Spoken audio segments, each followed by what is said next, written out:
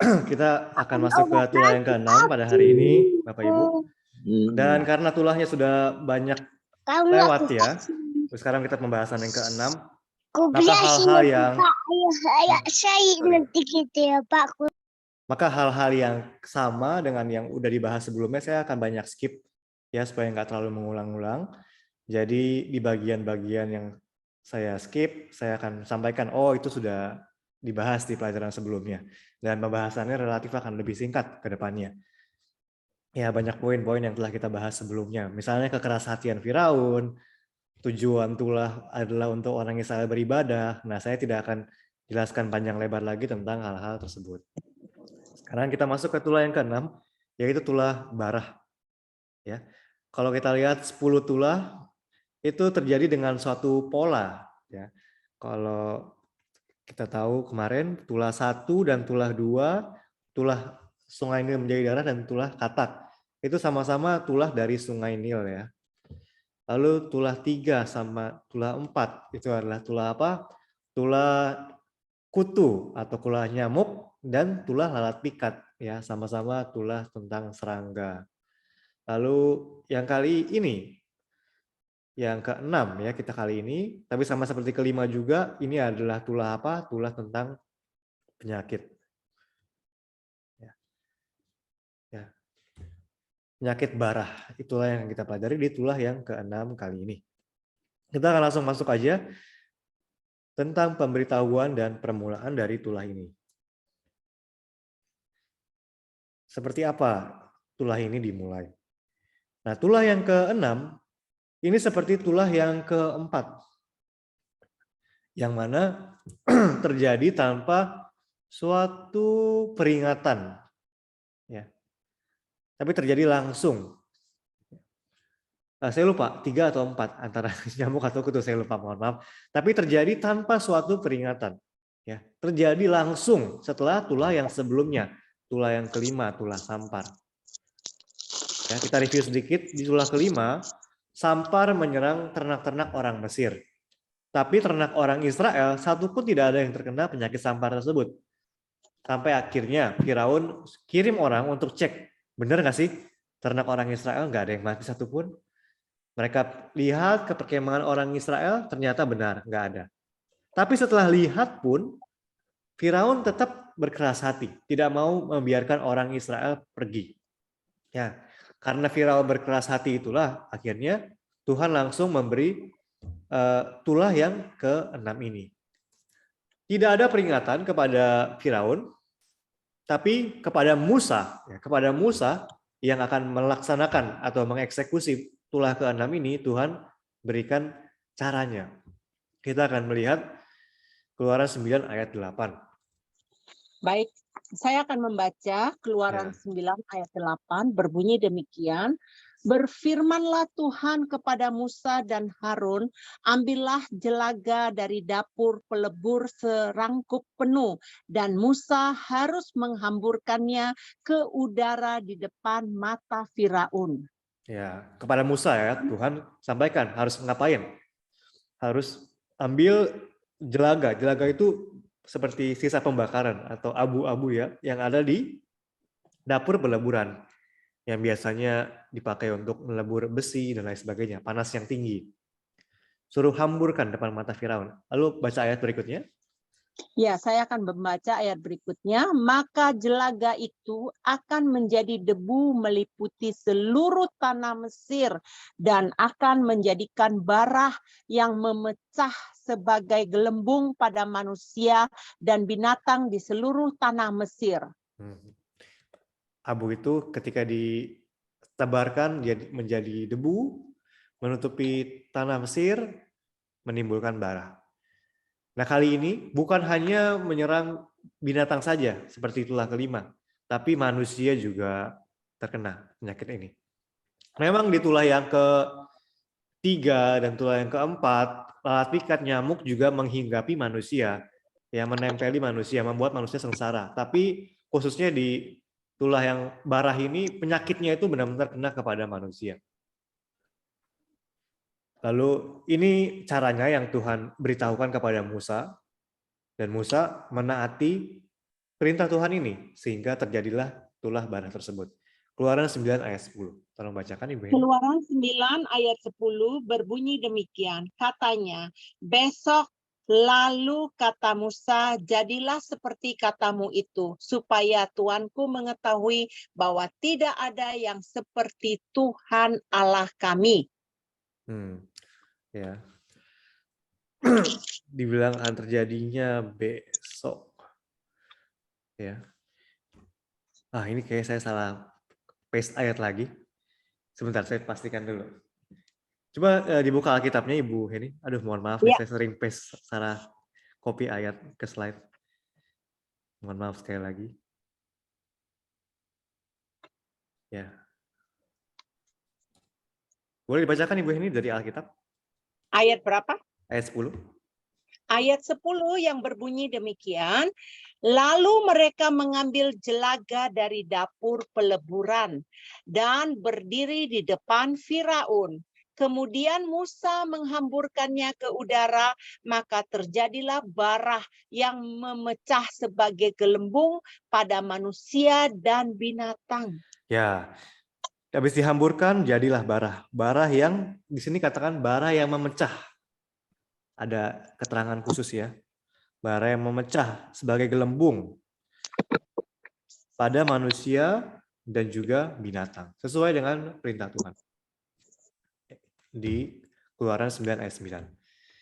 Nah, inilah dimulainya bagaimana tulah bara ini dimulai. Lalu kita akan melihat hasil dari tulahnya. Ya, hasil dari tulahnya.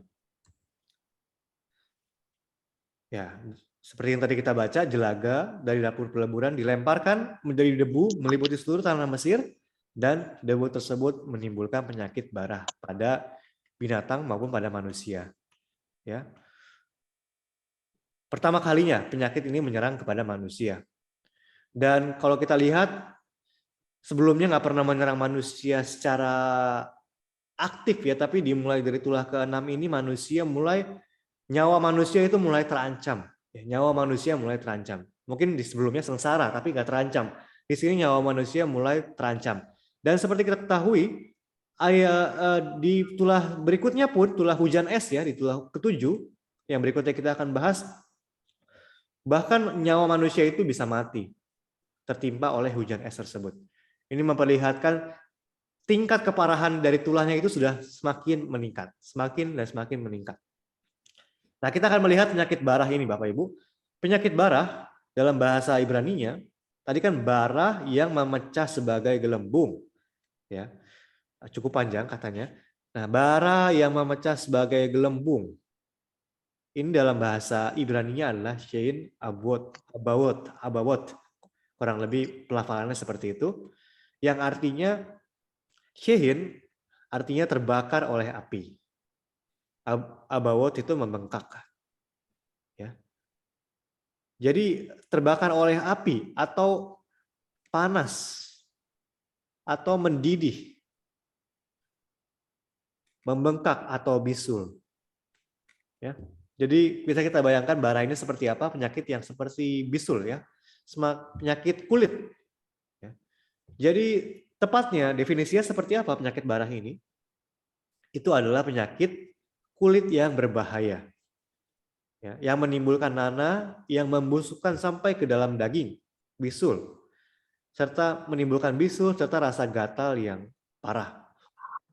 Dan bukan hanya berhenti di situ, bara ini khususnya sering timbul di bagian bawah tubuh manusia seperti paha, lutut, ya, dan berdampak sampai kepada syaraf, ya, karena ini membusukkan sampai ke daging, ya, sampai ke tulang bahkan, maka ini membawa dampak pada syaraf sehingga bisa membuat mati rasa contohnya. Dan lama-kelamaan juga menginfeksi pada persendian. Dan juga ini bisa merambat dari seluruh tubuh, ya, dari awalnya mungkin dari bagian bawah tubuh sampai pada akhirnya dari ujung kaki sampai ke ujung kepala. Ya, penyakit yang bukan cukup lagi, sangat mengerikan sebenarnya ya. Di zaman sekarang pun ya ada beberapa kasus penyakit-penyakit seperti ini misalnya di Afrika dan lain sebagainya.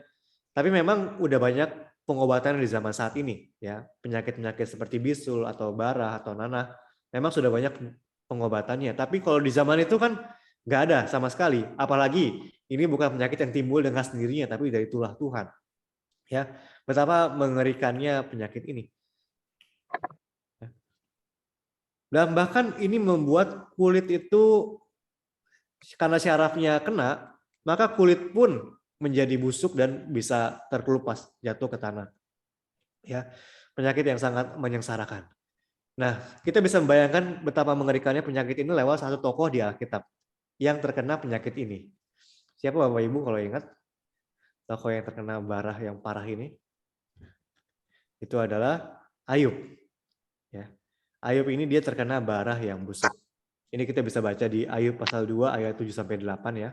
Dan di ayat 13, lalu pasal 7 ayat 4 sampai 5.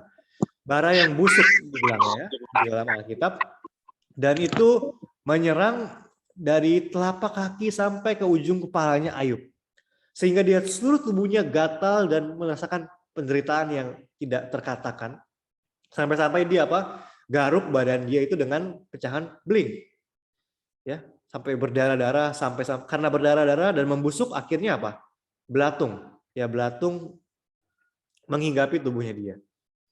Nggak bisa tidur malam, guling sana, guling sini, belatung menempel di tubuhnya, kulitnya menjadi keras dan pecah. Ya, seperti itu penderitaan yang Ayub derita. Dan seperti itu juga kita bisa membayangkan bagaimana menderitanya orang Mesir pada tulah yang ke-6 ini. Itulah hasil dari tulah barah ini. Lalu kita akan melihat poin yang ketiga, tujuan dari tulahnya seperti apa. Tujuan dari tulahnya, nah, tulah ini seperti tadi kita bahas terjadi tanpa suatu pemberitahuan apapun sebelumnya. Hanya Musa yang diperintahkan untuk caranya seperti apa, lakukan, lalu terlaksanalah tulah tersebut. Oleh karena itu Tuhan tidak menyatakan secara langsung tujuannya itu apa tulah ini diadakan. Tapi seperti sebelumnya juga, ya, ketika tulah ini terjadi berbarengan, ya, atau bukan berbarengan, tepat setelah tulah yang sebelumnya, maka kita bisa melihat tujuannya pun sama dengan tulah yang sebelumnya. Apa tujuan Tuhan pada tulah yang kelima? Kita review sedikit. Yang pertama adalah agar orang Israel beribadah kepada Tuhan. Lalu yang kedua adalah agar Tuhan menyatakan kuasanya dan siapa diri dia, ya, kepada bangsa Mesir maupun kepada seluruh negeri. Tuhan menyatakan kuasanya. Dengan cara apa? Ya, kita review sedikit. Dengan cara apa? Dengan cara Tuhan membedakan umatnya. Ini satu hal yang kita harus selalu ingat ya. Kalau kita mau ada dalam perlindungan Tuhan, kita mau ada dalam rencana Tuhan dan lain sebagainya, kuncinya apa? Kalau kita ingin merasakan kuasa Tuhan dalam kehidupan kita, kuncinya apa? Ya. Tuhan ingin menyatakan kuasa Dia, asal kita pun menjalani kehidupan yang membedakan diri atau menjalani kehidupan yang kudus. Dengan begitu Tuhan bisa melimpahkan kuasanya kepada kita. Untuk apa? Menyatakan kuasa Dia kepada seluruh dunia. Kalau kita hidup sama aja dengan orang dunia, pola pikir kita sama aja, perilaku kita sama aja, disenggol bacok, diomongin marah, dan lain sebagainya, ya Tuhan juga mau tunjukin kuasanya kepada kita juga bingung.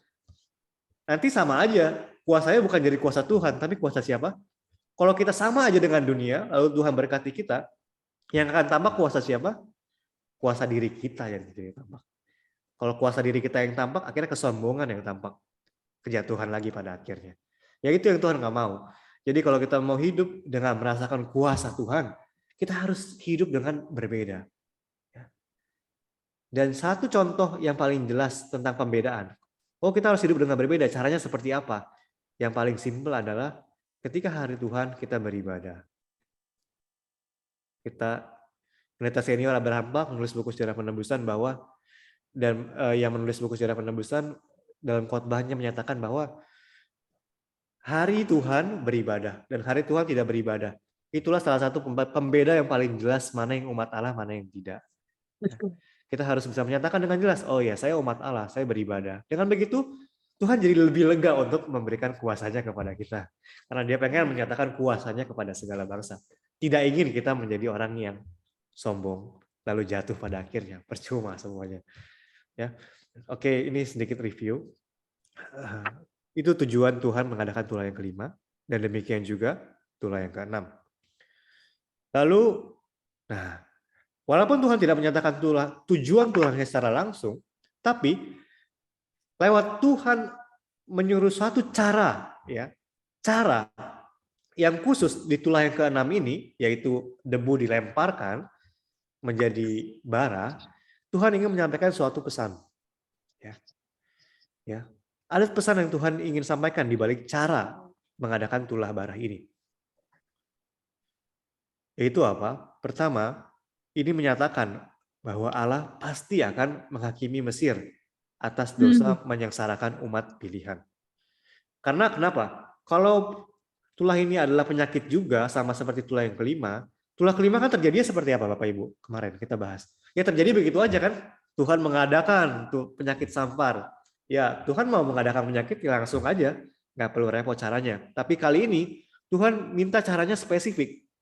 Pasti ada maksudnya, pasti ada pesan Tuhan yang terkandung di situ.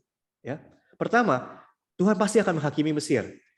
Kenapa? Kalau kita lihat di Ulangan 4 ayat 20. 1 Raja-Raja 8 ayat 51. Kisah 7 ayat 34 ya. Perjanjian lama maupun perjanjian baru. Coba kita baca yang ayat 1 Raja-Raja ini, Ibu Heni. Bisa dibuka di Alkitab. Ya. Baik, saya akan baca 1 Raja-Raja 8 ayat 51. Baik. Sebab mereka itu umatmu dan milik kepunyaanmu yang telah kau bawa keluar dari Mesir dari tengah-tengah dapur peleburan besi. Ya, Mesir di sepanjang Alkitab, yaitu perjanjian lama pertengahan, perjanjian baru, terus diungkapkan sebagai dapur peleburan besi. Ini semua sama ya isi ayatnya, ayat referensinya. Kenapa dapur peleburan besi? Itu menyimbolkan betapa sengsaranya orang Israel di sana. Seperti dapur peleburan besi. Sampai-sampai Israel tuh seperti hampir habis tanpa tak tersisa sedikit pun gitu istilahnya ya. Sampai menjadi seperti abu. Itulah orang Israel di Mesir. Ya. Jadi penderitaan mereka di Mesir diungkapkan sebagai dapur peleburan besi. Ya. Tapi abu dari dapur peleburan besi itulah yang dilemparkan dan itulah yang menimbulkan bara. Ya. Dilemparkan ke langit. Ya. Tadi kan debu itu harus dihamburkan ke langit. Ya. Langit itu tempat apa Bapak Ibu langit? Jadi dari debu atau bukan debu dulu ya, jelaga dilemparkan ke langit lalu menjadi abu. Langit itu menyimbolkan apa? Kita sering tahu. Langit itu menyimbolkan tahta Allah atau sorga. Ya. Artinya apa? Jelaga ini dihamburkan ke langit. Itu artinya segala penderitaan yang orang Israel alami di Mesir itu telah Tuhan apa? Telah sampai kepada Tuhan. Artinya telah Tuhan perhatikan hal tersebut. Kita baca ayatnya di sini. Kisah 7 ayat 34. Ibu ini tolong dibacakan. Ya, saya akan cari ayatnya dulu. Kisah Rasul pasal yang ke-7 ayat ke-34 berbunyi demikian. Aku telah memperhatikan dengan sungguh kesengsaraan umatku di tanah Mesir dan aku telah mendengar keluh kesah mereka dan aku telah turun untuk melepaskan mereka. Karena itu marilah engkau akan kuutus ke tanah Mesir. Ya, haleluya ya. Tuhan kita adalah Tuhan yang apa? Tuhan yang memperhatikan dengan sungguh ya di situ. Kisah 7 ayat 34 memperhatikan dengan sungguh kesengsaraan umat Dia di tanah Mesir. Lalu memperhatikan yang kedua apa? Tuhan mendengar keluh kesah mereka ya di kisah 7 ayat 34 ini. Memperhatikan, mendengar, akhirnya Tuhan apa? Tuhan turun untuk melepaskan mereka. Ya, betapa ini ayat yang sangat memberikan pengharapan kepada kita. Maka kita pun ketika kita di dalam kesengsaraan, penganiayaan kita di dunia ini, padahal kita sudah berusaha untuk hidup dengan kudus dan benar, ya, kita ingatlah ayat ini bahwa apa? Sadarlah bahwa Tuhan memperhatikan dengan sungguh, bukan biasa ya, memperhatikan dengan sungguh kesengsaraan kita, ya. Dan Tuhan menanti apa? Tuhan menanti kita menyampaikan keluh kesah kita, seruan permohonan kita kepada Dia. Dan pada akhirnya kita percaya Dia pun pasti akan turun, ya, melepaskan kita dari segala kesusahan kita. Ya, amin. Itu jadi dibalik tanda bahwa abu dihembuskan ke langit menjadi darah, ini pernyataan tegas dari Tuhan. Tuhan pasti akan menghakimi orang Mesir atas dosa dan kejahatan mereka yang menindas orang Israel. Lalu selain itu, nah ini sudah kita bahas di bagian Firaun yang dikeraskan hatinya. Tapi nggak apa-apa, kita review sedikit bahwa apa?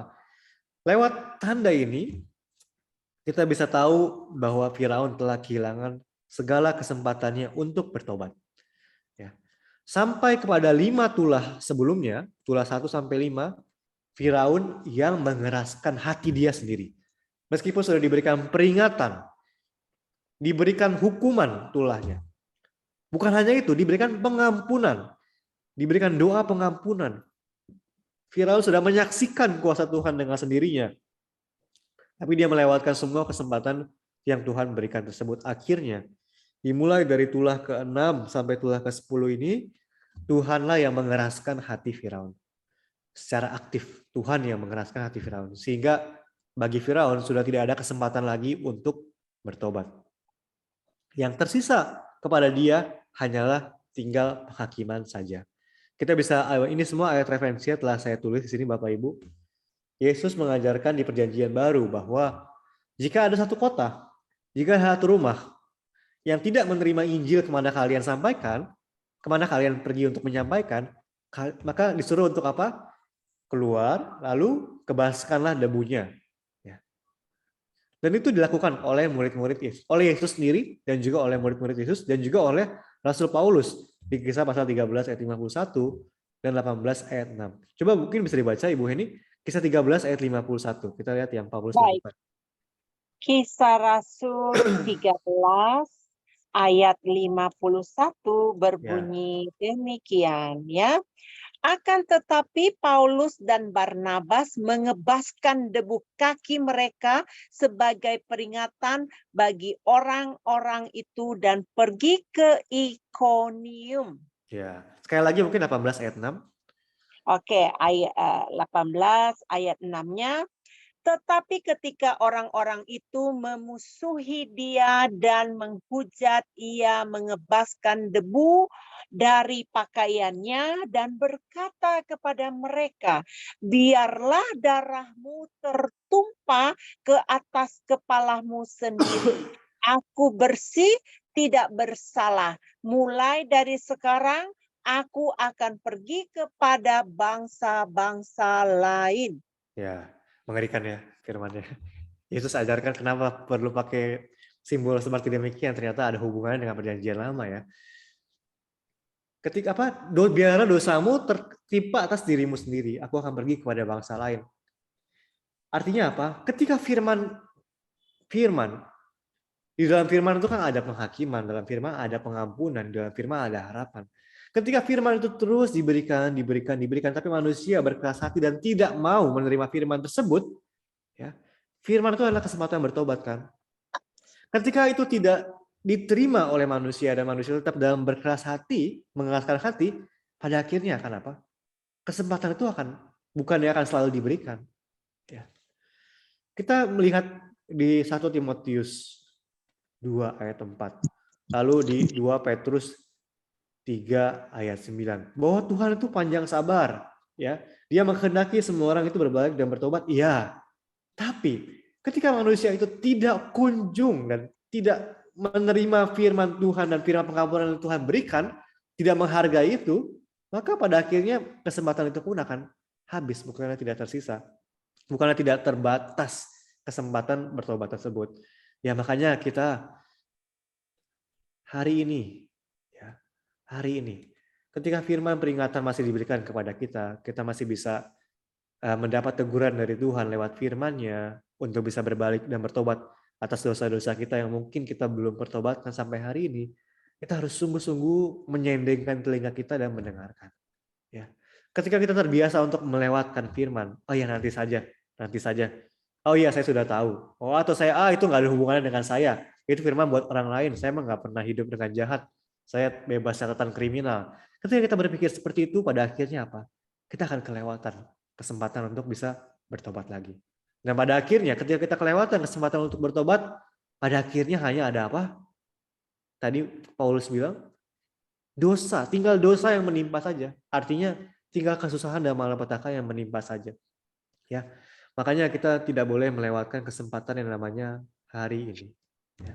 Ketika masih ada hari ini, kita masih mendengar suaranya, janganlah keraskan hati kita. Ya. Jangan menjadi seperti Firaun yang melewatkan semua kesempatan untuk bertobat, sehingga pada akhirnya hanya tersisa hukuman Tuhan saja. Ya, tapi sekali lagi, meskipun yang tersisa hanya hukuman saja, tetap ada banyak pelajaran yang Tuhan hendak berikan lewat tulah-tulah ini yang Tuhan turunkan sampai tulah yang ke-10. Ya. Pelajarannya untuk siapa? Kepada umat Dia, orang Israel. Juga kepada orang Mesir itu sendiri juga ada kesempatan ya. Seperti kita bahas diskusi di pelajaran sebelumnya. Itu pelajaran bagi semuanya.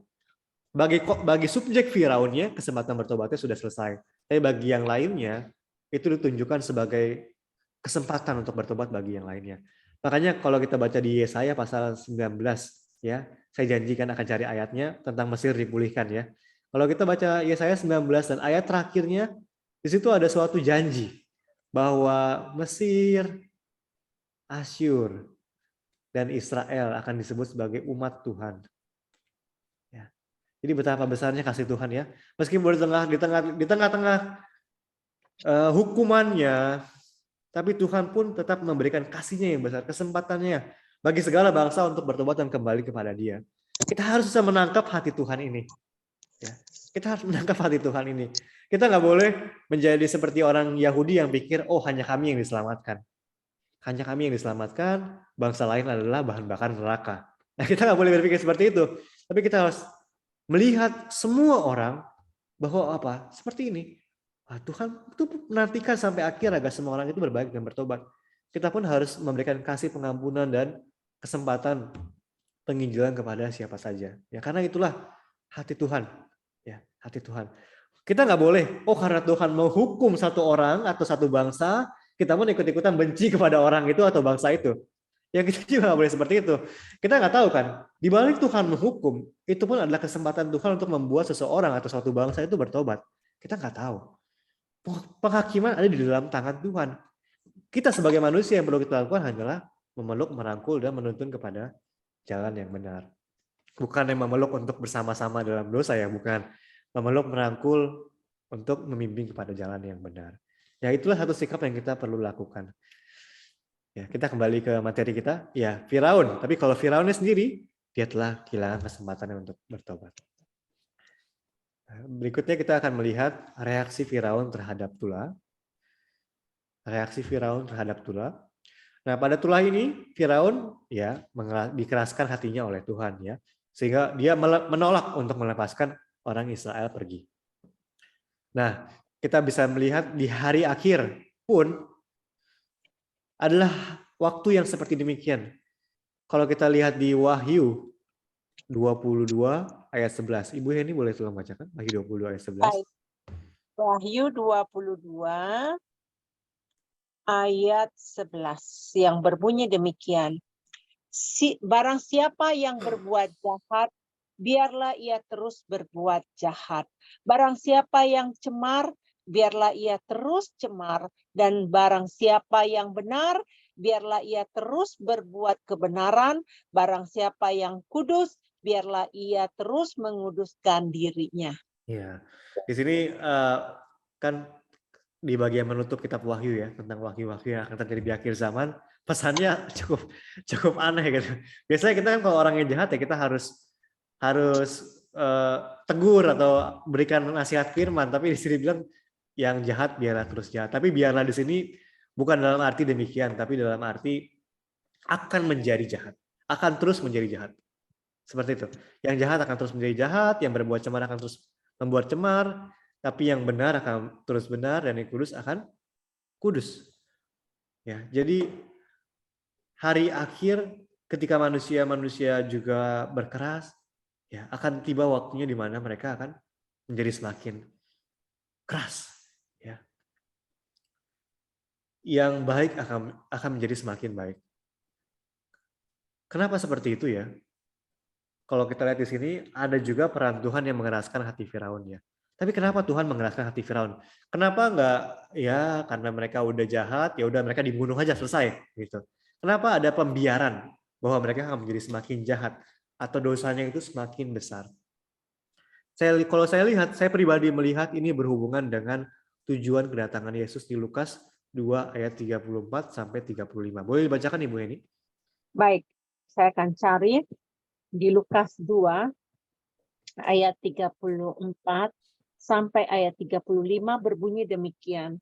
Lalu Simeon memberkati mereka dan berkata kepada Maria, ibu anak itu, sesungguhnya anak ini ditentukan untuk menjatuhkan atau membangkitkan banyak orang di Israel dan untuk menjadi suatu tanda yang menimbulkan perbantahan. Ayat Hmm, 35, hmm. dan suatu pedang akan menembus jiwamu sendiri supaya menjadi nyata pikiran hati banyak orang. Ya, dari nyata pikiran dan hati banyak orang.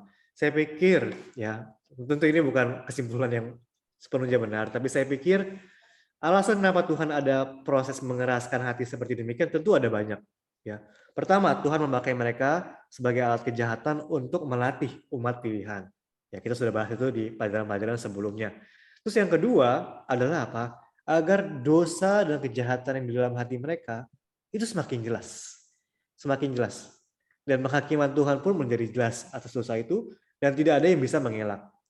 Seandainya dosa mereka itu adalah dosa yang tetap dalam hati mereka, tetap hanya di dalam hati saja, maka susah untuk menghakiminya kan. Maksudnya sebagai manusia atau sebagai melihat akan terus merasa apa? Ah, Tuhan gak adil ya. Kenapa Tuhan hakimi mereka ya? Mereka kayaknya masih bisa bertobat deh. Kok Tuhan gak kasih kesempatan ya kepada mereka ya? Manusia akan mudah pikir seperti itu kan dan menyalahkan penghakiman Tuhan pada akhirnya. Oleh karena itu ada tahap di mana ketika manusia itu tidak kunjung-kunjung bertobat, sekali lagi ya, setelah lama tidak kunjung-kunjung bertobat, akan ada masa di mana hatinya dikeraskan dan dosa itu akan semakin besar, semakin besar, semakin besar. Semata-mata untuk apa? Menampakkan bahwa itulah hakikat dari dosanya yang Tuhan sudah peringatkan dari jauh-jauh hari untuk bertobat. Ketika tidak bertobat, dosa itu akan tampak menjadi jelas dan penghakiman Tuhan menjadi penghakiman yang tidak terbantahkan atas dosa tersebut. Saya pikir itu salah satu tujuan Tuhan ada proses mengelaskan hati seperti ini di akhir zaman. Ya, jadi kita perlu memahami hal-hal seperti ini dan supaya kita tidak menjadi orang yang mencerca Tuhan atas penghakiman atau pengadilannya. Karena saya sendiri Bapak Ibu, saya ketika baca mengenai neraka, maksudnya baca di Alkitab ya, bukan dari sumber lain. Ketika baca di Alkitab mengenai neraka, tempat hukuman kekal, lalu ada begitu penghakiman yang begitu mengerikan di Wahyu. Saya sering kali mempertanyakan keadilan Tuhan gitu ah. Tuhan kok begitu kejamnya ya? Kenapa ya Tuhan begitu kejamnya? Saya pribadi pun seperti itu. Ya, artinya saya sedang menyalahkan penghakiman Tuhan. Tapi itu semata-mata kenapa? Saya belum mengerti. Saya belum mengerti ya, dan saya belum melihat secara langsung betapa parahnya dosa itu. Ya karena mata saya pun masih berdosa, makanya saya tidak melihat betapa parahnya berdosa. Tapi Tuhan akan menyingkapkan. Di sini kan dibilang, hati dan pikiran banyak orang Tuhan akan singkapkan. Itu salah satu tujuan kenapa Yesus datang. Kenapa Tuhan datang. Jadi kita bisa melihat di balik semua proses penghukuman ini Tuhan ingin menyingkapkan hati manusia. Ya kita lanjut, ini hanya sebagai tambahan sedikit. Kita lanjut, Firaun dikeraskan ya, sehingga dia tidak mau melepaskan orang Israel. Nah, lalu disebutkan secara khusus bahwa ahli-ahli sihir Mesir tidak lagi dapat berdiri di hadapan Musa. Ya, tidak dapat berdiri di hadapan Musa. Kita baca ayatnya, Keluaran 9 ayat 11. Baik, ayat 11 ya, saya Ya. baca. Sehingga alih-alih itu tidak dapat tetap berdiri di depan Musa. Karena bara-bara itu, sebab ahli-ahli itu pun juga kena bara sama seperti semua orang Mesir. Ya.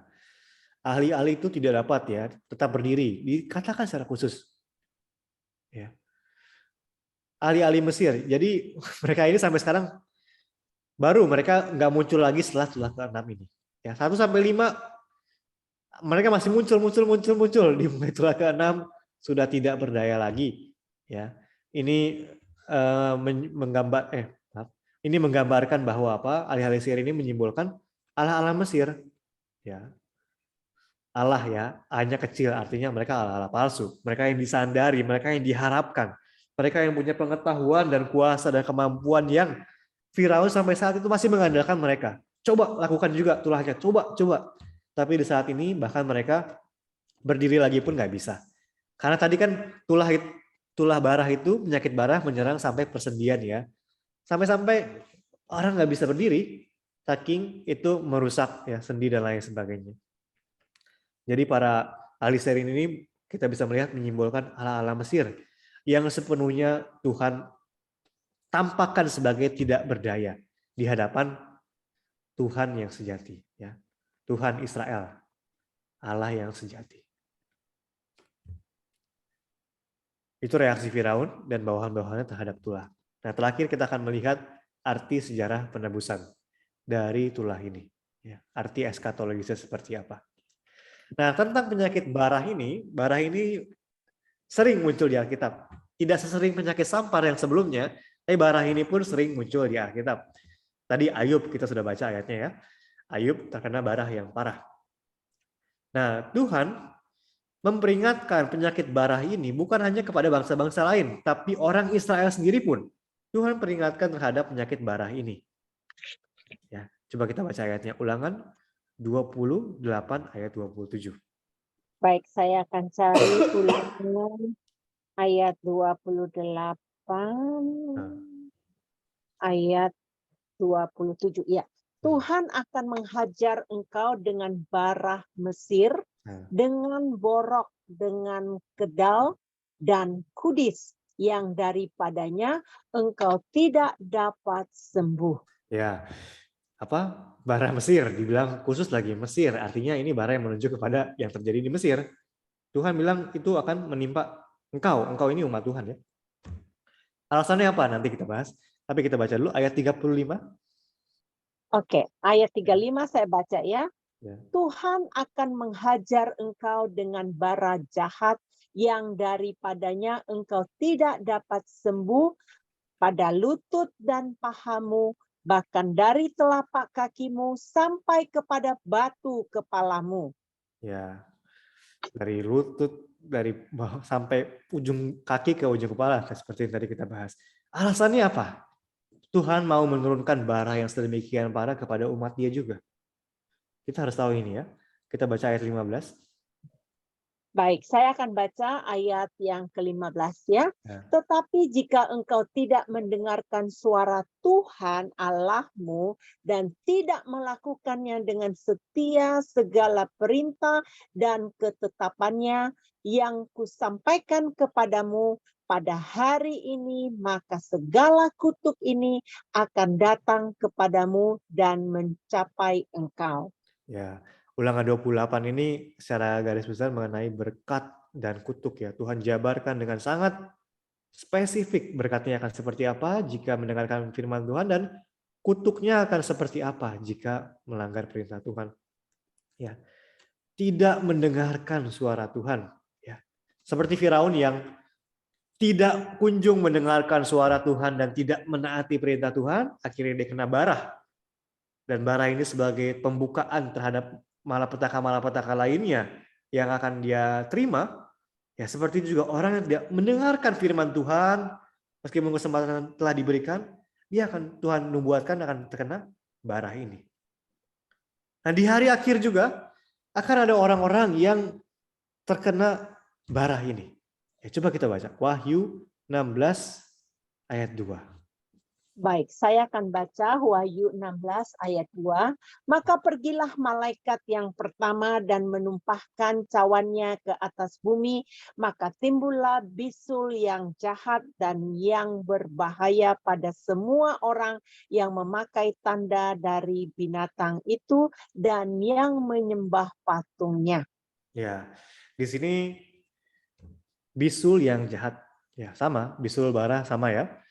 Itu akan menimpa kepada semua orang yang memakai tanda dan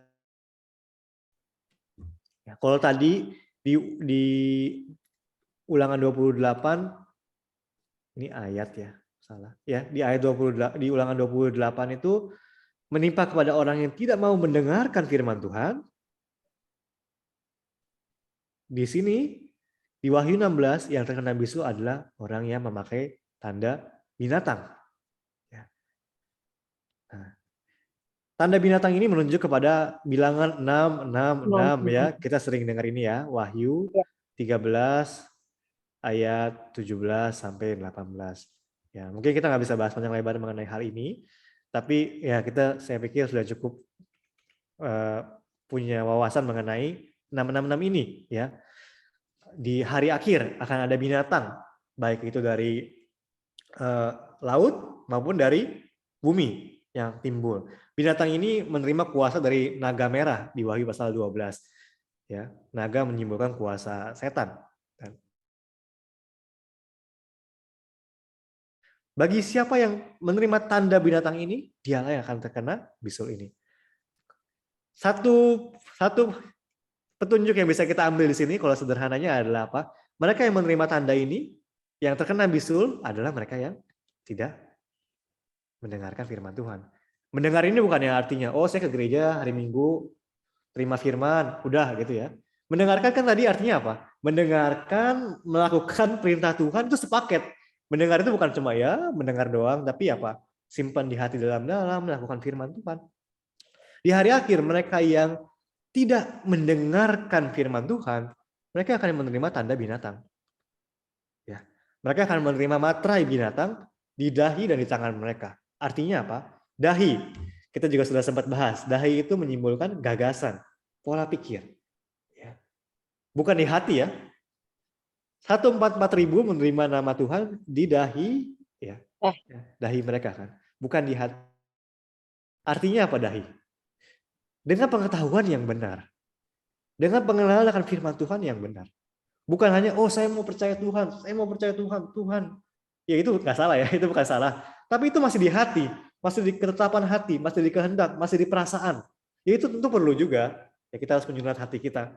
Cuma di hari akhir, itu adalah hari di mana kita harus menerima nama anak dan nama Bapa di dahi kita. Artinya apa? Kita harus sungguh-sungguh mengenal firman Dia. Dan firman itu menjadi gagasan kita. Menjadi dasar dari pola pikir kita. Itu adalah zaman yang seperti itu. Bukan lagi, oh saya mau percaya Tuhan. Bukan mau doang. Harus berbuah kepada perbuatan kita yang mengenal firman Tuhan dengan dalam. Kalau tidak, kalau kita tidak menerima nama Tuhan, yang kita akan dimateraikan oleh apa? Oleh 666. Atau oleh kuasa setan, istilah mudahnya ya. Kuasa Tuhan manusia. Itu yang akan menguasai pola pikir kita di hari akhir. Dan ketika demikian, akan terkena bisul yang jahat di hari akhir ini. Ya. Lalu kita lanjut dulu pembacaannya. Terkena bisul yang jahat. Dan terus ditulah malapetaka cawan yang pertama. Ya, malapetaka cawan yang pertama. Lalu di malapetaka cawan yang kelima juga mereka merasakan sakitnya. Coba baca Ibu Heni. Ya, saya baca Wahyu 16 ayat 10 sampai 11. Dan malaikat yang kelima menumpahkan cawannya ke atas tahta binatang itu dan kerajaan menjadi gelap dan mereka menggigit lidah mereka karena kesakitan dan mereka menghujat Allah yang di sorga karena kesakitan dan karena bisul mereka telah mereka tidak dan perbuatan-perbuatan mereka. Ya, di sini apa? Kita melihat suatu kesamaan dari orang yang terkena bisul atau bara di Mesir maupun di akhir zaman, yaitu apa? Satu, tidak bertobat dari perbuatan-perbuatan mereka. Terus menghujat Allah. Meskipun mereka sangat kesakitan sampai-sampai mereka menggigit lidah mereka, ya bayangkan sakitnya seperti apa sampai gigit lidah. Tetap menghujat Allah dan tetap tidak bertobat dari perbuatan-perbuatan mereka. Tetap masih salahin Tuhan. Ini mengingatkan kita kepada siapa Bapak Ibu? Kalau Bapak Ibu ingat di salib ada 2 orang, satu di kanan, satu di kiri. Yang di kanan ketika dia dengar firman Yesus, oke. Dia bertobat, dia mengakui Yesus sebagai benar. Dia menerima dosa dia, mengakui dosa dia, sungguh-sungguh bertobat atas dosa dia. Dia harus kayak salib. Sedangkan yang kiri bagaimana? Udah sakitnya bukan main di salib juga. Yang paling mengerti penderitaan salib Yesus secara harafiah mungkin dia. Disalib juga, tapi terus mencemooh Yesus. Seolah-olah dirinya gak ada dosa. Aduh, sampai di atas kayu salib pun masih, coba kalau Tuhan ya turunlah dari situ. Tunjukin kuasa, turunin kita juga. Gitu. Hanya dipenuhi oleh aku dan menghujat Tuhan. Ya. Mereka yang berkeras sampai akhirnya dikeraskan sampai apa? Hukuman yang begitu parah pun diturunkan percuma. Ya, mereka tidak kunjung bertobat, mereka terus menghujat sampai akhir. Ya, ini mengingatkan kita terhadap ayat di Perjanjian Lama, Yesaya 1 ayat 2 sampai 3. Boleh dibuka Alkitab dan dibacakan Ibu ini. Baik, saya akan cari firman Tuhan di dalam Yesaya ayat 1. Yesaya 1 ayat 2 dan 3 ya. Ya. Dengarlah hai langit dan perhatikanlah hai bumi, sebab Tuhan berfirman, aku membesarkan anak-anak dan mengasuhnya, tetapi mereka memberontak terhadap aku. Lembu mengenal pemiliknya, tetapi Israel tidak. Keledai mengenal palungan yang disediakan tuannya, tetapi umatku tidak memahaminya. Wih, Ya. ngeri sekali. Coba kita baca yang di sini juga Ibu ini, ayat 4 sampai 5-nya. Kita baca ini dulu. Oke. Ya. Di sini ya saya 1 ayat 4 dan 5, celakalah bangsa yang berdosa, kaum yang syarat dengan kesalahan, keturunan yang jahat-jahat, anak-anak yang berlaku buruk, mereka meninggalkan Tuhan, menista yang Maha Kudus, Allah Israel, dan berpaling membelakangi Dia. Di mana kamu mau dipukul lagi? Kamu yang bertambah murtad, seluruh kepala sakit dan seluruh hati lemah lesu. Ya. Orang Israel juga sama, berdosa dipukul dengan bagaimanapun. Mereka malah nggak kunjung bertobat atas dosa-dosa mereka. Ya. Di mana lagi mau dipukul? Tuhan sampai bilang kan, di mana lagi mau dipukul? Artinya sudah terima segala kesengsaraan malapetaka, masih nggak kunjung-kunjung bertobat. Alasannya apa? Tadi Ibu Heni sudah bacakan sebelumnya di ayat 2 sampai 3, yaitu apa? Mereka tidak mengenal pemiliknya, yaitu adalah Tuhan Allah mereka sendiri. Ya. Mereka nggak mau mendengar suara Tuhan. Sama ya seperti di Ulangan 28 ayat 15. Ya. Sama juga terjadi seperti yang kepada Firaun. Ya. Karena mereka tidak mendengarkan suara Tuhan, pada akhirnya apa? Mereka berkeras dan tidak dapat dipulihkan lagi. Ya. Jadi satu pelajaran yang bisa kita ambil dari sini Bapak Ibu, akhir kata, kita harus apa? Terbiasa menjalani kehidupan yang bertobat. Ya. Terbiasa menjalani kehidupan yang bertobat. Terbiasa bertobat itu maksudnya seperti apa? Ya. Kalau kita nggak bisa bertobat, maka pada akhirnya akan dikeraskan kan? Kita bisa melihat tentang pertobatan ya di Lukas pasal 15. Perumpamaan tentang seorang anak yang berfoya-foya, terima warisan, berfoya-foya, sengsara, lalu kembali kepada rumah ayahnya. Di situ kita bisa belajar mengenai 3 hal tentang pertobatan. Ini terakhir yang kita akan bahas hal ini. Pertobatan itu seperti apa? Apakah dengan kita, oh Tuhan mohon ampun, "Ah Tuhan, saya berdosa," hanya seperti itu aja? Enggak. Pertobatan itu ada 3 hal, ya. Pertama, itu adalah pertobatan secara kesadaran atau secara intelektual. Sadar dosa itu apa. Coba kita baca Ibu Heni, Lukas 15 ayat 18.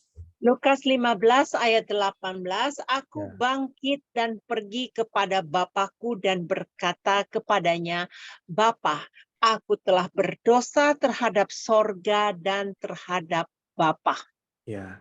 Di sini bahkan si anak itu bilang dia salahnya bukan kepada bapaknya doang tapi terhadap sorga kan, langit. Artinya apa? Dia ada kesadaran terhadap firman Tuhan yang dia langgar. Perintah ke-5, hormati orang tua kan. Jadi dia sadar dosanya itu apa. Bukan cuma saya salah ya. Tapi salahnya apa ya? Saya nggak tahu. Saya salah. Enggak. Sadar dosanya itu apa. Ini adalah pertobatan secara kesadaran atau intelektual. Tapi nggak berhenti di situ. Nggak berhenti cuma tahu. Harus ada pertobatan secara perasaan. Coba kita baca Lukas 15 ayat 19. Baik, saya akan Ya. baca Lukas 15 ayat 19. Aku tidak layak lagi disebutkan anak Bapa. Jadikanlah aku sebagai salah seorang upahan Bapa. Ya. Di sini dia ada sampai kepada perasaan dia menyadari betapa dia itu nggak layak. Perasaan yang minder, perasaan yang sungguh-sungguh merendah di hadapan bapaknya. Ya. Merasa dirinya itu rendah. Benar-benar menyesali dosa dia seperti apa. Ya. Pertobatan secara perasaan. Sungguh-sungguh. Ya. Dari hati. Lalu berikutnya, nggak berhenti di situ, nggak berhenti di sadar, lalu hatinya yang sungguh-sungguh menyesal, tapi juga dengan apa? Secara perbuatan. Tekad atau ketetapan hati. Coba kita baca ayat 20-nya. Lukas 15 ayat 20, maka bangkitlah ia dan pergi kepada bapaknya ketika ia masih jauh. Ayahnya telah melihatnya, lalu tergeraklah hatinya oleh belas kasihan. Ayahnya itu berlari mendapatkan dia, lalu merangkul dan mencium dia. Ya, lari kepada bapaknya. Bapaknya lari kepada dia. Cuma anak ini dia berketetapan hati untuk mau kembali kepada bapaknya. Ya. Ketetapan hati untuk nggak meninggalkan bapaknya lagi. Ya. Inilah 3 pertobatan yang kita harus sadari. Harus sadar 3 hal ini. Tapi seringkali kita stuck di mana? Kalau saya pribadi, seringkali stucknya di sini. Sadar dosanya pun enggak. Hanya terpaku pada dosa-dosa yang kelihatan. Oh saya nggak mencuri, oh saya nggak berbohong dan lain sebagainya. Ya, saya nggak ada dosanya, maka saya nggak perlu bertobat kan? Ya.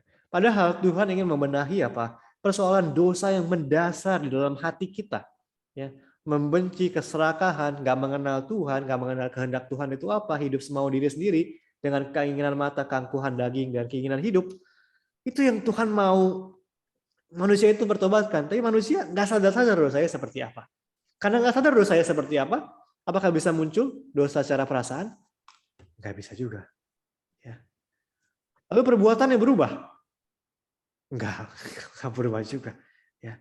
Oleh karena itu, di Ulangan 28 ayat 15, ya, dibilang apa? Intinya untuk kalian tidak dikutuk, itu apa? Dengarkan firman Tuhan. Dengarkan firman Tuhan. Pelajari firman-Nya. Seperti yang Bapak Ibu sadar lakukan di pelajaran seperti ini. Ya, pelajari firman Tuhan, baru kita sadar dosa itu apa? Apa yang membuat hati Tuhan itu sakit? Apa yang Tuhan tidak sukai? Apa yang Tuhan sukai? Maka meninggalkan yang Tuhan tidak sukai, melakukan apa? Hal yang Tuhan sukai. Dimulai dari mendengarkan firman Tuhan. Ya. Contohnya ya, yang melakukan pertobatan seperti ini siapa Bapak Ibu? Kita lihat contohnya di Alkitab tentu. Bapak-bapak iman semua lakukan hal-hal ini. Contohnya adalah Adam. Ya. Kita masih ada waktu sedikit ya, kita lihat. Ini sebentar. Adam. Ya. Ketika dia berdosa dan ditegur dosanya oleh Tuhan, oke, dia sadar dosa itu apa, ya kan? Tapi itu baru intelektual. Adam, kenapa kamu makan buah pohon mengetahui baik dan jahat? Oh, karena Hawa yang suruh. Lemparin kesalahannya ke orang lain. Dia sadar dosa itu apa? Ya, karena Tuhan tegur. Tapi itu baru kesadaran secara intelektual saja. Tahu dosa itu apa. Nah, berikutnya, kapan dia bertobat sungguh-sungguh secara perasaan? Pertama, ketika Tuhan berikan dia pengharapan akan adanya Mesias, Juru Selamat, Kejadian 3 ayat 15. Ya, dia bersyukur karena itu, dari hati dia bersyukur, sehingga dia menyamai istrinya Hawa dengan pengharapan terhadap janji Tuhan ini. Tapi itu sepertinya belum sepenuhnya. Kapan dia sungguh-sungguh bertobat secara perasaan dia? Itu adalah ketika terjadi tragedi dalam keluarga dia, Kain membunuh Habel. Di saat itulah dia baru sadar dengan penuh air mata, seperti inilah sakitnya dosa itu bagi Tuhan. Menyakitkannya dosa manusia itu bagi Tuhan. Ketika dia berdosa dan dia melanggar perintah Tuhan sehingga dia harus mati, Tuhan sakitnya seperti apa? Oh, seperti ini rupanya. Ketika karena dosa anaknya itu harus mati satu, dia merasakan sakitnya Tuhan seperti apa. Di saat itu dia sungguh-sungguh bertobat atas dosa dia. Ya. Akhirnya setelah itu dia baru bertobat secara perbuatan atau tekad ketetapan hati. Dalam bentuk seperti apa? Dia hidup dengan menyampaikan firman Tuhan, firman pertobatan, iman pertobatan kepada anak-anak dia. Ya. Sehingga akhirnya Henok keturunan ketujuhnya bisa diubah sebagai buah dari pertobatan dia. Ya. Dan Lamek keturunan ke-9 bisa membantu Nuh anaknya keturunan ke-10 untuk membangun Bahtera.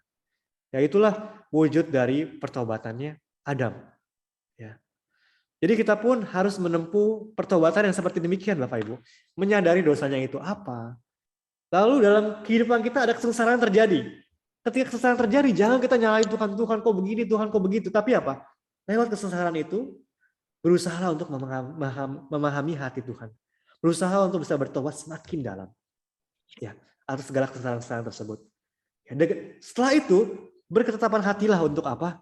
Menjalani kehidupan yang kudus di hadapan Tuhan. Ya. Itulah yang harus kita lakukan setiap harinya. Setiap harinya.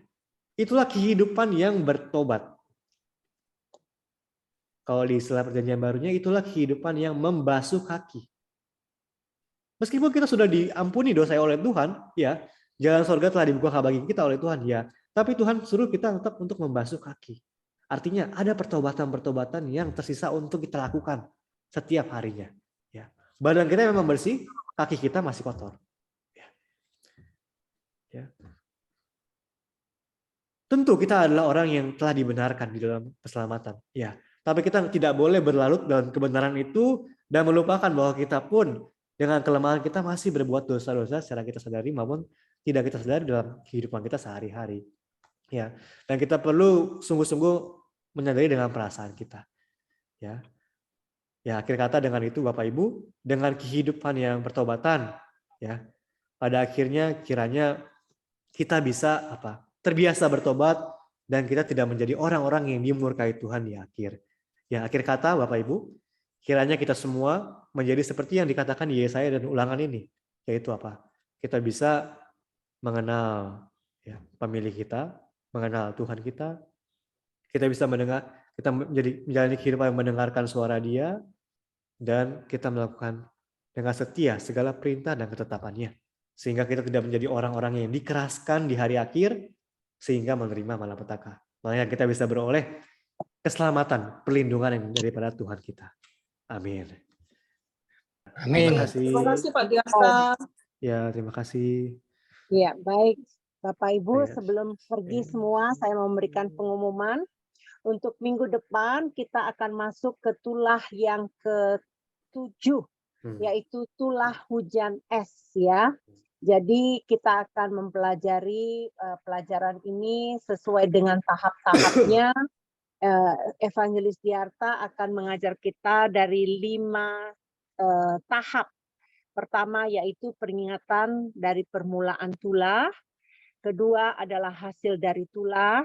Yang ketiga adalah tujuan tulah, yang keempat reaksi Firaun dan terhadap tulah itu, dan yang paling terpenting adalah arti sejarah penebusan dilihat dari sudut pandang pelajaran hari ini.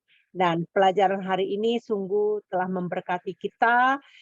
Tadi Evangelis Diarta telah menekankan 3 pertobatan yang harus kita penuhi, yaitu pertobatan secara kesadaran. Jadi kita harus sadar ya, betul-betul kita bertobat, kemudian pertobatan secara perasaan, dan pertobatan secara perbuatan. Dan di sini kita bisa melihat bahwa Firaun semakin dikeraskan hatinya, semakin mengeras hatinya. Untuk mendapatkan ini, kita percaya bahwa kehidupan kita ya terus diperbaharui. Nah, baik Bapak Ibu, Amin. saya akan buka pertanyaan sewaktunya digunakan sebaik-baiknya. Karena apa? Karena Evangelis Diarta tidak bisa lama-lama. Barang siapa yang mau bertanya, silakan. Yang mau angkat tangan atau mau buka audionya, silakan. Sesuai dengan pertanyaan, sesuai dengan pelajaran hari ini.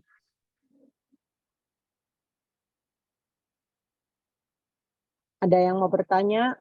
Saya mau tanya, Bu. Boleh Pak Alex, silakan Ya, Pak Pak Alex, Alex. silakan Pak.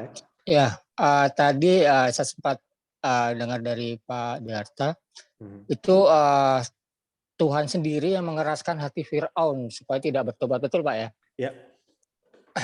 Karena menolak perintah Tuhan ya, untuk melepaskan bangsa Israel gitu kan. Ya. Dalam arti di sini kalau Tuhan mengeraskan hatinya Firaun berarti sudah tidak ada pertobatan lagi di hati Firaun, Pak. Iya. Kan tertutup begitu. Iya, betul. Betul ya? Iya. Sedangkan kalau kita rujuk ke Roma 2 ayat 4, itu disebutkan bahwa Tuhan berharap kita itu bertobat gitu, Pak. Iya. Iya. Coba dijelaskan di situ. Kenapa Tuhan sengaja mengeraskan hati Firaun supaya tidak menutup hati Firaun supaya menolak Tuhan gitu, untuk melepaskan bangsa Israel itu. Baik, terima kasih Pak Alex pertanyaannya. Ini Ya. satu hal yang sangat saya penasarankan dari dulu sebenarnya. Tapi tentang pembahasan ini panjang lebar kita sudah diskusikan di pelajaran tentang Tuhan mengeraskan hati Firaun ya. Ada pelajarannya sendiri sebenarnya. Tapi saya hanya akan sampaikan beberapa rangkuman ya Pak Alex ya. Iya, Mohon maaf iya, ya. Tapi nanti iya. linknya Nggak apa-apa. boleh Ibu Heni akan sampaikan. Oke. Betul Pak Alex. Yaitu Tuhan mengharapkan semua orang berbaik dan bertobat sampai akhir. Yaitu ayatnya secara konsisten Alkitab katakan. Di Roma tadi Bapak Alex katakan. Lalu juga di 2 Petrus ya. 2 Petrus berapa tadi? 2 Petrus 3. Ya. Bentar saya coba ayatnya dulu. Aduh, saya lupa tadi di mana ya taruhnya. Ya, Tuhan menantikan semua, ya Bapak Ibu sering baca ayatnya kan, Tuhan menantikan semua orang berbaik dan bertobat. Apakah Tuhan tidak menanti Firaun berbaik dan bertobat? Tuhan menanti. Ya. Kalau kita lihat dari 10 tulah Tuhan dari tulah yang pertama, kedua, ketiga, keempat, dan kelima, apakah Tuhan mengeraskan hati Firaun? Satu pun enggak. Semuanya 1, 2, 3, 4, 5. Firaun sendiri yang mengeraskan hati dia. Firman Tuhan yang tegas telah diberitakan di masing-masing tulah. Keluarkan orang Israel. Keluarkan orang Israel. Ya. Peringatannya apa? Hukumannya pun diberikan. Kalau kamu nggak keluarkan, akan bla bla bla bla. Tapi Firaun tidak menaati. Ketika Firaun tidak menaati, Tuhan apakah sampai situ saja? Enggak. Bahkan ketika situ Firaun memohon kepada Musa, tolong doakan kepada Tuhan supaya tulah ini dijauhkan daripadaku. Maka aku akan membiarkan orang Israel pergi. Oke, Musa keluar, doakan. Jadi sampai diampuni, sampai didoakan, sampai dalam istilah lainnya, sampai dipulihkan keadaannya. Bukan hanya sekali, 1, 2, 3, 4, 5 kali. Sampai akhirnya Firaun sendiri menyaksikan kuasa Tuhan yang begitu besar. Ya di tulah yang kelima, Firaun menyaksikan sendiri. Ya lewat utusannya, tapi dia memastikan lewat utusannya bahwa ternak orang Israel nggak ada yang mati, sedangkan ternak Mesir itu mati. Udah menyaksikan kuasa Tuhan, pengampunan Tuhan dan lain sebagainya, tetap tidak bertobat. Jadi kalau kita berkata, Tuhan memberikan kesempatan bertobat kepada Firaun, enggak? Berikan. Seandainya ditulis 1, 2, 3, 4, 5 deh. Setelah dia melihat kuasa Tuhan, oke, Tuhan, saya salah, aku mengakui Engkau sebagai Tuhan yang sejati, aku melepaskan orang yang saya pergi. Beres kan? Selesai kan? Pengampunan Tuhan jadikan. Tapi Firaun tetap berkeras sampai akhir. Sampai akhirnya apa? Sisanya Tuhanlah yang mengeraskan hati dia. Di kesempatan kali ini tidak ada kesempatan lagi bagi Firaun untuk bertobat. Ya, tadi di Wahyu 22 ayat 11 di kitab Wahyu juga dibilang firman peringatan yang sangat menyeramkan. Biarlah di akhir zaman, biarlah yang jahat semakin jahat, biarlah yang baik menjadi semakin baik. Seolah-olah tidak ada kesempatan bagi mereka untuk bertobat. Kenapa Tuhan memberikan konsep ini kepada manusia, khususnya lewat Firaun? Pelajaran yang sangat berharga ini adalah apa? Tadi, keinginan Tuhan hanya satu, agar manusia tidak menyia-nyiakan kesempatan hari ini untuk mendengarkan firman Tuhan. Seandainya kasih Tuhan itu benar-benar tanpa batas, tanpa ujung, ya udah kapanpun kamu mau silakan bertobat deh. Ya kamu belum bisa bertobat, nanti kamu bertobat deh. Seandainya seperti itu, manusia akan lakukan apa? Manusia nggak akan kunjung bertobat. Manusia tidak akan menghargai firman Tuhan yang diberikan hari ini sebagai kesempatan satu-satunya untuk dia untuk bertobat. Manusia akan selalu bilang apa? Ya nanti.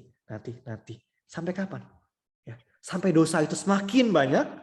Dosa itu semakin banyak, semakin susah untuk bertobatnya. Ya kan? Jadi di balik peringatan, kita nggak bisa bilang Tuhan jahat kepada Firaun. Kita nggak bisa. Tuhan berikan kesempatan yang begitu banyak kepada dia. Demikian juga Tuhan memberikan kesempatan begitu banyak kepada semua orang. Tuhan menanti sampai akhir agar orang itu berbalik dan sampai bertobat. Tapi kesempatan bertobat itu ada batas waktunya. Ya. Sama ketika Esau juga, ketika ini ayatnya saya udah jabarkan di pelajaran yang sebelumnya, maaf saya nggak hafal semuanya. Esau pun ketika dia sudah menjual hak kesulungannya kepada Yakub, sampai pada akhirnya dia nangis-nangis menerima pun, ya Ishak udah nggak menerima lagi tangisan atau pertobatannya istilahnya. Nggak ada kesempatan lagi bagi dia untuk dipulihkan. Itu ada ayatnya di Ibrani, maaf saya lupa ayatnya, nanti bisa nonton di video pelajaran ulangnya. Tapi seperti itu Pak Alek, tentang apakah Tuhan berikan kesempatan pada Firaun bertobat? Iya. Sampai akhir bagi Firaun diberikan kesempatan untuk bertobat. Ya, tapi bagi mereka yang menolak terus kesempatan itu sampai akhir, maka pintu itu akan ditutup. Seperti yang Yesus sampaikan, ketika kota itu sampai akhir nggak menerima Injil yang kau sampaikan, keluar kebaskanlah debunya. Itulah yang terjadi kepada Firaun. Kesempatan bertobatnya sudah habis. Makanya bagi jemaat-jemaat kudus, jangan lewatkan kesempatan bertobat. Ya bertobatnya nanti aja, kalau udah tua, ya muda foya-foya, tua kaya raya, mati masuk surga, ada istilah seperti itu kan. Itu jadi nggak bisa berlaku sama sekali. Kalau hari ini nggak bertobat, kamu nggak tahu besok akan seperti apa kan? Ya, seperti itu. Apakah bagaimana dengan orang bebal itu, Pak Dendra? Ya. Bahwa orang bebal itu kan istilahnya pasti dia kan nggak akan bertobat-tobat walaupun dia tahu kalau dia tuh ada dosa, ya, punya kesalahan, ya kan. Tapi apakah di situ Tuhan setelah itu Tuhan mengeraskan hatinya berarti ya, orang bebal itu? Iya. Ketika kesempatannya sampai akhir udah diberikan, itu akan terjadi. Oh. Oleh karena itu makanya kita tapi kita jangan berpandang apakah aku sudah dikeraskan. Kita bisa berpikir seperti itu kan. Karena itu sangat mudah merasuki pikiran kita. Berarti hukum kasih tidak berlaku dong. Itu bukan kita. Itu bukan posisi kita untuk berpikir saya udah dikeraskan, enggak. Hukum kasih kita adalah apa, Pak Alek? Hari ini kita masih mendengar suaranya, jangan keraskan. Masih ada kesempatan untuk Injil disampaikan, sampaikan. Masih ada waktu untuk Injil kita terima. Itu bagian kita untuk menentukan. Tapi untuk menentukan apakah saya sudah dikeraskan, apakah orang itu sudah dikeraskan, itu bagian Tuhan. Tapi bagian itu ada. Nah itu yang kita pelajari saat ini. Bagian itu ada, tapi sekali lagi kita nggak boleh di posisi Tuhan. Kamu nggak terima firman Tuhan, kamu akan dikeraskan. Itu bukan posisi kita. Posisi kita adalah menggunakan setiap waktu dan kesempatan yang sekarang masih ada dengan baik. Kita harus bedakan posisi kita dengan posisi Tuhan. Ya, seperti itu Pak Alex. Oke, Pak Evangelis makasih Pak Diarta, Diarta. Ya, ya. kalau boleh bantu Oh ya, pertanyaan Pak Alex ya kepada saya ya. mengenai Matius 16 ayat 28 yang berbunyi demikian. Aku berkata kepadamu, sesungguhnya di antara orang yang hadir di sini ada yang tidak akan mati sebelum mereka melihat Anak Manusia datang sebagai Raja dan kerajaannya. Dia mau tahu arti ayat ini apa, Pak Evangelis Diarta? Oh, saya sepertinya nggak bisa jelaskan Oh, nggak jawaban bisa itu ya. sekarang.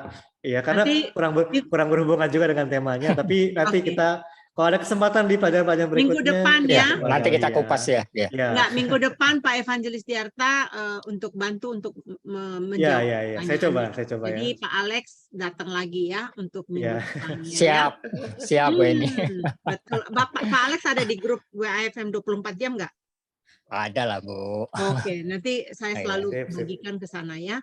Ada lagi yang mau Iya. bertanya mengenai tulah yang ke-6 ini?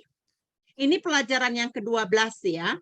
Jadi kalau memang mau mengikuti pelajaran dari pertama, kedua, ketiga, keempat, 5 sampai 11 yang pelajaran kemarin, bisa ikutin di channel saya Omihen channel. Ada di situ di playlistnya pelajaran Evangelis Diarta. Anda akan diberkati sekali dapat pelajaran dari pertama, kedua, dan ketiga ya. Silakan. Silakan yang mau bertanya. Ada lagi yang mau bertanya? Oh ya, saya tanya lagi Bu ini. Boleh Ya, Pak. boleh, Pak. Berarti Oh, iya. Bapak Masih ada Pak sedikit Diarta. waktu. Iya. Iya, boleh. kalau yang maksud yang di tulah ke-6 itu kan tulah bara ya. Ya. Dan juga bisa dikatakan itu ada penyakit bara ya. Betul ya? Ya. Itu penyakit bara kalau yang sekarang itu penyakit apa Pak ya? Kalau boleh tahu. Kita bisa cocokkan dengan penyakit apalah sekarang ini, zaman sekarang ini gitu. Mungkin kalau secara fisiknya ya, secara nyatanya ya, Iya. kita belum lihat mungkin. Oh belum. Itu yang tadi dijelaskan sama Pak Diarta itu yang di Ethiopia itu bagaimana? Yang di Afrika atau Ethiopia tadi ya disebutkan Ya, ada sejenisnya bara seperti itu. Ya, tapi ini kan itu? itu kan penyakit bara atau bisul yang timbul dengan sendirinya ya. Kita nggak bisa bilang itu karena kutuk Tuhan, tapi kita bisa membayangkan penyakit bara seperti apa dengan melihat itu. Serem sekali kan, sampai belendung hitam kulit orang gitu ya, belendung dan ya kita bisul sedikitnya kita tahu lah sakitnya seperti apa. Gimana gambarannya seperti itulah ya. Gimana kalau bisulnya segede gitu gitu. Aduh, itu pasti sangat menyengsarakan. Jadi suatu penyakit yang sangat menyengsarakan manusia, ya itu akan datang. Iya, sampai kulit daging lupas jatuh sendiri seperti itu ya. Ngeri juga ya. Ya. Makanya banyak ahli-ahli juga bilang, oh corona ini masih ya nanti akan terjadi hal yang lebih mengerikan lagi. Yang lebih mengerikan. Betul. Iya. Seandainya kita nggak punya kebiasaan untuk bertobat, ya, ketika itu terjadi kepada diri kita akan apa? Nyalahin Tuhan. Kita akan semakin, kenapa begini ya, kenapa masih begitu ya, aduh kenapa aku bisa mengalami kesesaran seperti ini ya gitu. Tapi kalau kita menjalani kehidupan yang menyendengkan telinga kita pada firman Tuhan, semua kesengsaraan justru membuat kita untuk semakin dekat kepada Tuhan pada akhirnya. Tapi kalau kita nggak terbiasa mendengarkan suara Tuhan dan terbiasa untuk introspeksi diri kita dan bertobat, maka ketika kesengsaraan besar itu akan datang di hari akhir dalam bentuk kelaparan, perang, penyakit, dan lain sebagainya, kita akan menjadi penghujat Tuhan yang besar. Betul. Nah, kita harus punya iman yang siap-siap untuk itu. Iya, makasih Pak. Iya, makasih Pak Diarta. Ya, ada lagi yang mau bertanya? Pada ngertikah semuanya? Baik, Pak. Bu Heni, Ya, silakan. saya mau tanya, ada PDF-nya enggak? Ada PDF-nya? PDF nggak ada, Pak. Bu, nanti dilihat aja di ini ya, di di YouTube ya. Baik, yuk, terima kasih. Ya. Ya, seperti waktu saya sudah Ya, waktunya. baik Pak. Silakan ini mengambil kegiatan karena Pak Evangelis Diarta harus bertugas. Terima kasih banyak Pak. Tuhan memberkati. Ya, terima kasih banyak semuanya. Terima kasih Pak Diarta. Memberkati Pak Diarta. Cepat sembuh, cepat sehat ya Pak. Iya, terima kasih Ibu. Terima kasih Diarta. Ya, Ibu Nita.